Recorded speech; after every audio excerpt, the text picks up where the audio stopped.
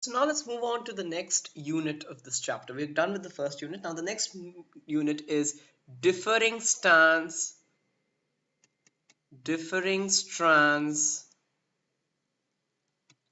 within the movement.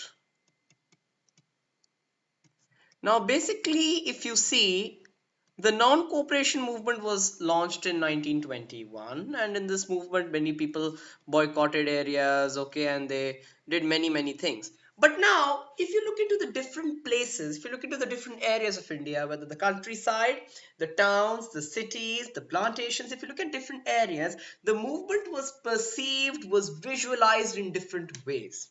So this is what we're going to study now in three main places, how the movement was perceived: in the towns, in the countryside, and in the plantations. In the towns, we can take examples of urban areas such as Bombay Presidency and Calcutta. In countryside, we will be taking the example of Awadh and Gudem Hills in Andhra Pradesh. And for plantations, we'll be taking the example of Assam and in other areas, right? So let's start off with towns. So movement in the towns. Now, you know that in towns, in the town areas, you have people who are from lower sections of society as well as from urban sections of society. Now, movement in the towns basically focused when the movement reached the towns, people responded to it very actively. Most people responded to it very actively. So, what did they do? Number one, they boycotted British institutions. Okay, so British institutions, colleges, schools, courts, etc. were boycotted by various people, by lawyers, by teachers, by students, okay, by practitioners. All these people boycotted British institutions and they wanted Indian ones to be set up. Okay, now there were two ways in which this movement was in the towns was perceived, right? One was the economic way and one was in a social aspect. Now, this is part of the social aspect. Boycotted British institutions, right? British institutions were boycotted in a social aspect. They were boycotted, right?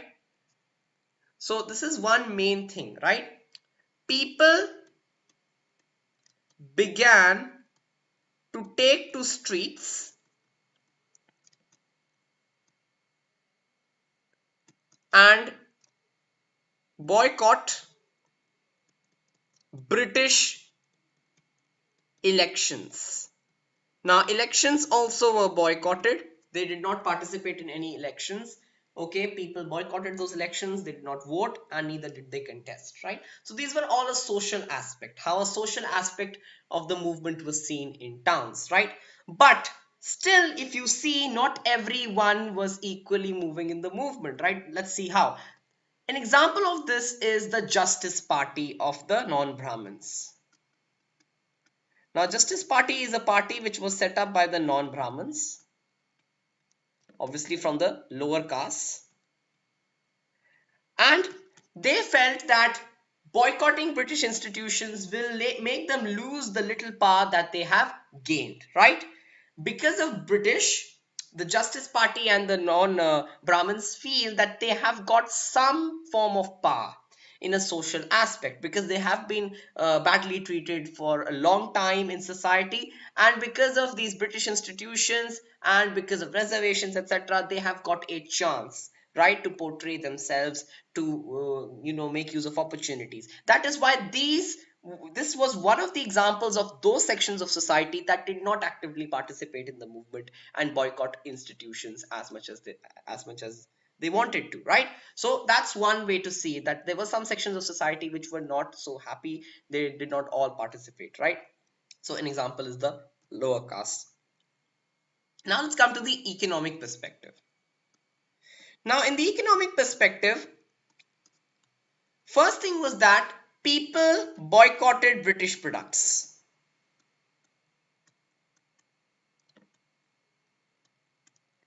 Okay, they boycotted British products. And Indian industries boomed. So Indian industries got a market to supply, right? They boomed. They got a market to which they could supply their goods. They got an opportunity to supply their goods. So obviously there was this economic change which came about. People boycotted British products. They burned them in bonfires. They tore them. They threw them away. They did not use them, right? And another thing which should not be forgotten is that khadi use was popularized. So in songs, in poems, popularized in poems, in songs, in stories. So people basically came to relate to khadi as a national cloth, and they began to popularize khadi all over India. Although it was expensive, but it was popularized widely as it was an Indian cloth, Indian textile. Right? So this was an economic way in which the movement took place in the cities, in the towns, how people reacted to the movement in an economic sense. Right? So this was how the movement pretty much went about in the towns. Now, what were the drawbacks? Why did it die away? Now, the movement died away very soon in the towns. Why? So, movement died away. Why did it die away? Because of the following reasons. The first one is that khadi was expensive, right? Now, Indian industries and all, they could not, produce as much for a mass market as much as the British could.